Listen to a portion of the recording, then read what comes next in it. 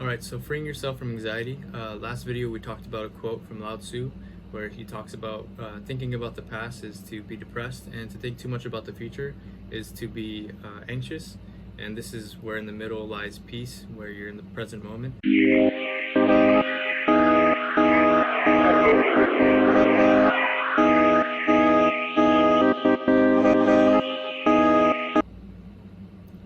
Now, those two concepts are something we can probably both really relate to. When we're thinking too much about something we can't change, it kind of brings us a bit of sadness. And when we're thinking too much into the future, when we can't really control it yet, it makes us feel really anxious and kind of uneasy. We're kind of just waiting till what are we going to do, and then we end up wasting a lot of the present moment. So a lot of the time that we're conscious and we're just thinking about those things in the future, could be hours of just procrastinating or thinking. Yeah, it could be hours of just thinking, and this unending thought processes going through your head, not allowing you to be able what you're trying to focus on, and instead making you focus on that, not really coming to a solution on it. Unless you're really good at kind of controlling how your thoughts come in and go. But if you're like most people, it kind of freaks you out and it makes you feel more anxious, and you can't really do anything about it. So you end up sacrificing the present moment, and you also kind of stay in like in terms of future, or like what you were anxious about, you don't really change much of your mind state. So one thing Eckhart Tolle, the way Eckhart Tolle brings it to us is in this one sentence here,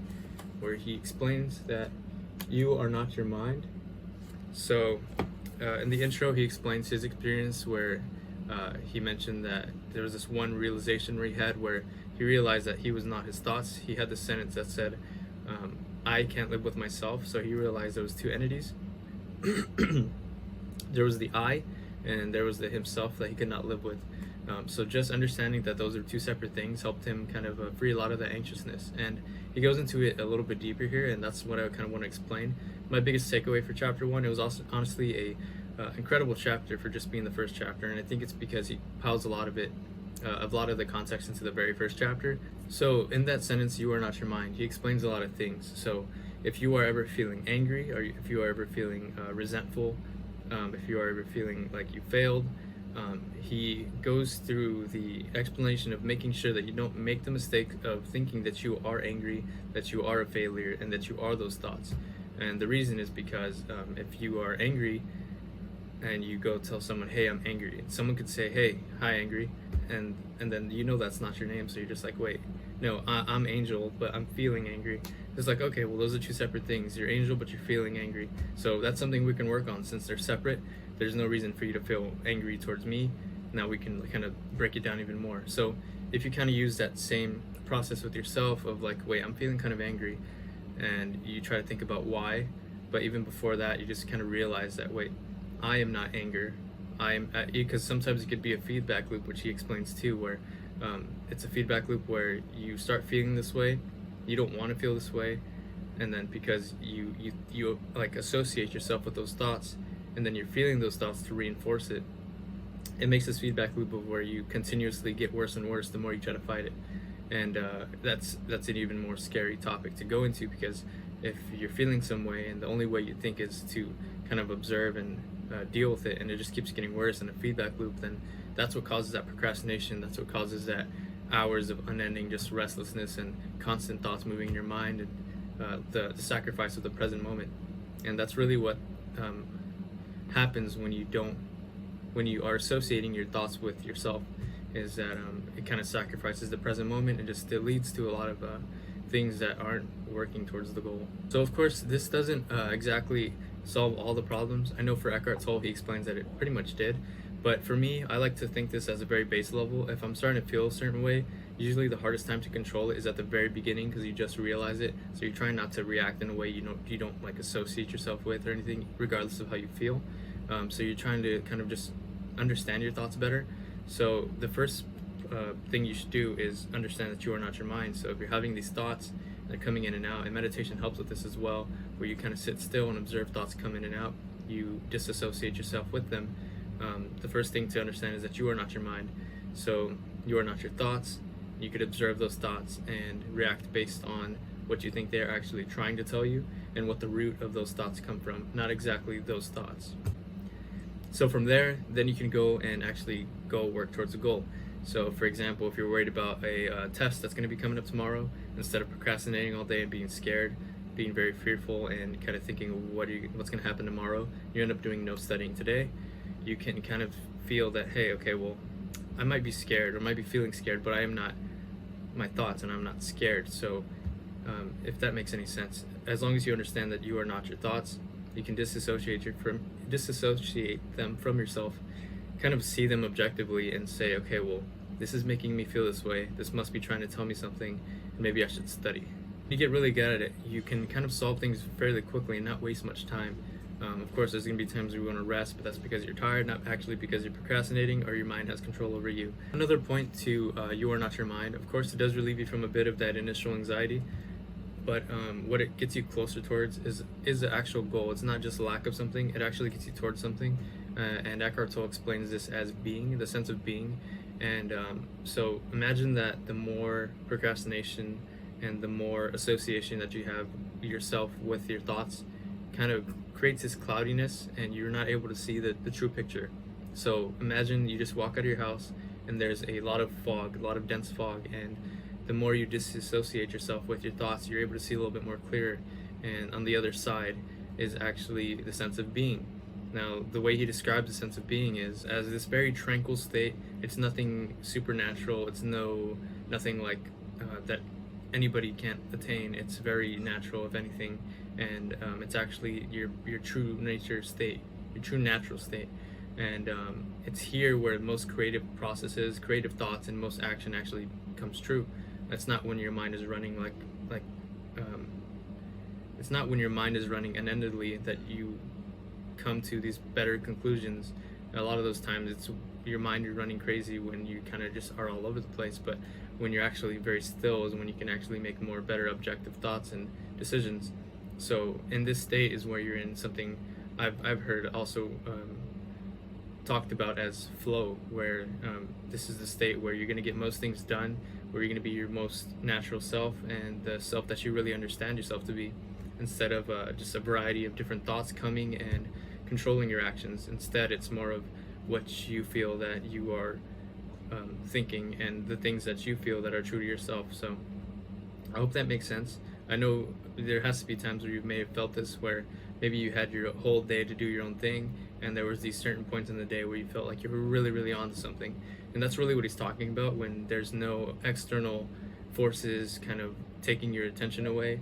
You don't, maybe it could just be described as like you don't have to work this day, or there's not these extra stresses that are kind of clouding up your mind, and you can focus on whatever you want to do. And in terms of creativity, when there's no external forces or stresses, a lot of times you can really focus in, get into your zone, and a state of flow.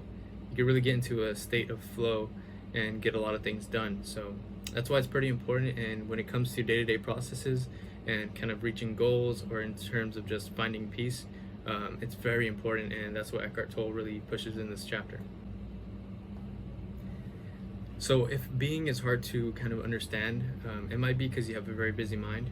Now, it might not be, but what he says in this book is that a lot of the constant running of the thoughts kind of always gives you something to put your attention on. So instead of kind of sitting with that stillness and feeling that being, maybe because you always are thinking about those thoughts coming in and out, you really never have time to just sit with yourself and fully understand yourself. And that is really what being is, just fully understanding yourself in your natural most state. So if there's a lot of things constantly coming and getting your attention, it might be hard to experience that further. So imagine you're at a desk and you're trying to get some work done, but maybe some coworkers are always bugging you and asking you how to do this and how to do this, and while that's fine, maybe it's a part of your job to help them, it also detracts some attention from your task, and at the end of the day you might be so tired where you can't really get it done.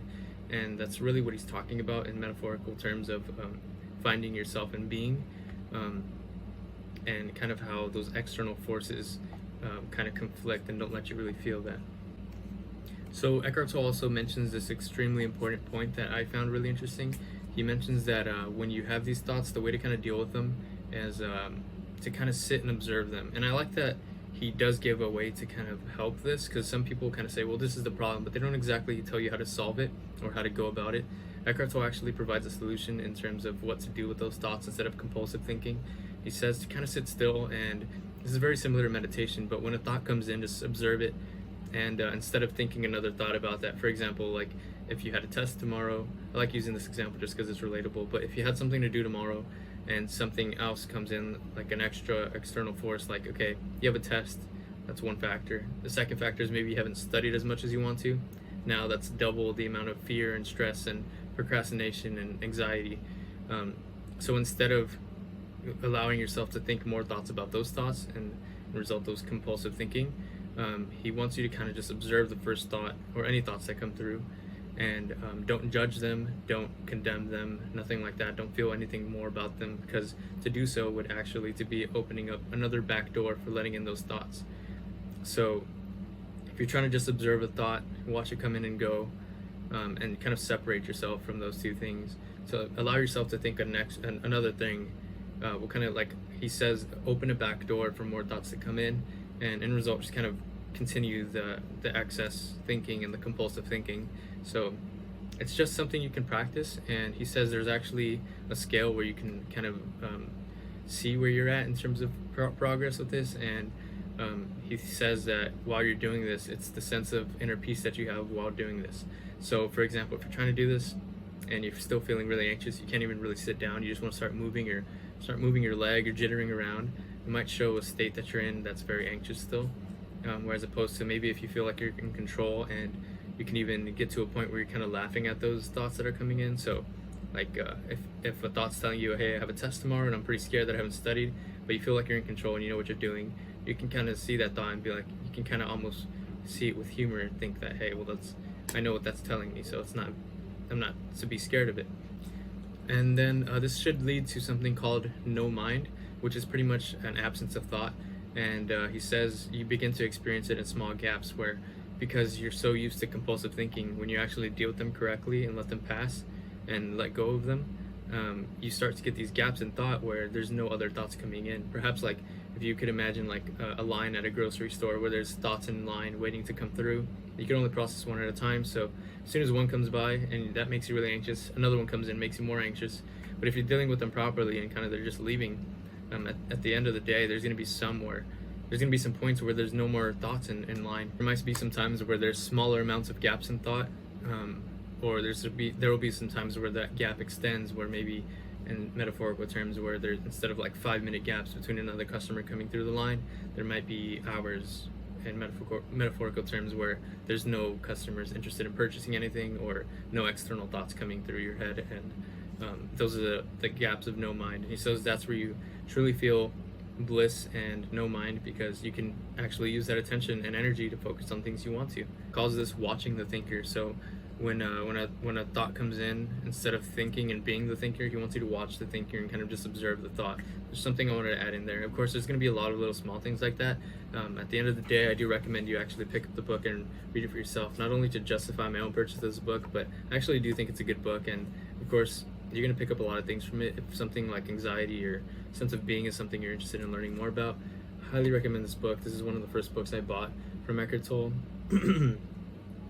But yeah, it's just very beneficial, and honestly, within the first introduction is like where I found one of the biggest sentences that stuck out to me, where he kind of separated himself from the thoughts. That's something I never thought about before, and it's because I've never really read books like this before or listened to ideas like this before, but that's why it's important to kind of get out of your comfort zone. After he mentions that mind and body are connected, so this is something I like to kind of associate with myself, where if you're feeling good physically, you're going to feel good mentally as well. There's just a lot of small nuances like that, but that's going to be it for this video. I hope you're liking these little small reviews. I plan to do it throughout this whole book and maybe a few more. I want to put some editing in here, but not too much. Maybe I'll make a video on that explaining why, because a lot of times it's those constant thoughts, just like how you can be addicted to thinking. You can also be addicted to just sight, movement, noise. So some of the videos that are more flashier with editing, they're easier to watch, but it's because your mind's always looking for something, and it's harder to watch these kind of videos because there's not much going on. You have to really listen, pay attention, and if you got this far, congrats, because honestly, I really don't expect too many people to get this far, because you have to have a really good attention span or just be really interested in the topic. So if you did get this far, I really appreciate it.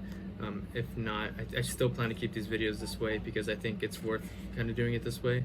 If I had so many flashing things, your mind would be focused on all those things instead of the actual topic at hand. But that's gonna be it for this video. I really appreciate you guys sticking around. If you did, hope you like this book. It's pretty awesome to me, very interesting, something I've not really learned about before. So